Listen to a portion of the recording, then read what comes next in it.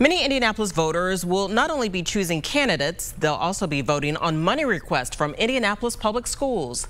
The district is putting 2 tax hike requests before voters to raise money to improve school security and increase teacher pay. RTV6's Amanda Starantino joins us live to break down the 2 proposals on the ballot. Amanda?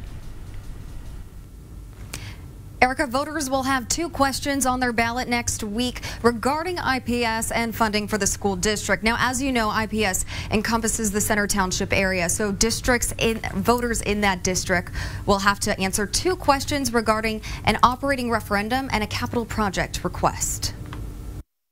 Indianapolis Public Schools is the largest school district in the state with more than 31,000 students and 88 schools. During the last several months, the Indianapolis Chamber of Commerce and IPS Board of School Commissioners agreed to a $220 million operating referendum and a $52 million capital improvement referendum for the November ballot. Our last referendum was 10 years ago, and so we've done a lot of work to be strong financial stewards before we came back to the public and asked for additional dollars to a tax increase. IPS Superintendent Dr. Louis Farabee wants voters to know that IPS is critical to the vitality of Indianapolis, and these funds will help provide the means to keep students on a successful path in their education. We're not able to make the critical facility updates that need to be made, and with IPS portfolio of school buildings, they're relatively old, and so if we kick the can on those needs, that's going to cost us more later. The capital improvement referendum is to fund improvements to safety at the schools with enhanced exterior lighting,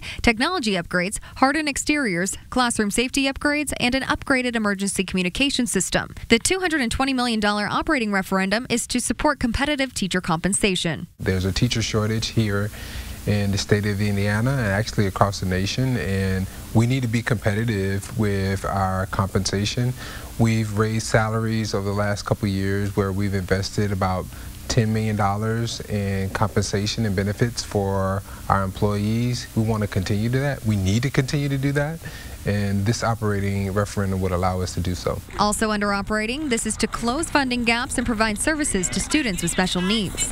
These requests come with an ask from homeowners boosting their current property taxes. District residents we talked to look at these referenda as an investment. As a person living in the community with 2 small girls that eventually will probably be going to IPS, anything to make the school system better, I think we should be willing to take that opportunity and say yes to this opportunity. I just feel like schools are really important to, fund appropriately, and it's important for me to stay in Indianapolis, that there are good schools for my kids when they get to that age.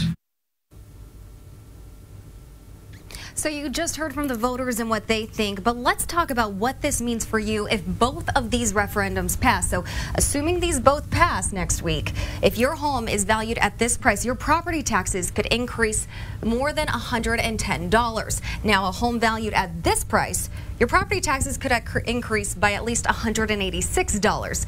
Now, for a home valued at $300,000, you could see your property taxes increase every year by more than $373. Now, this would all be in effect, all these increased property taxes, for at least the next 8 years. Erica.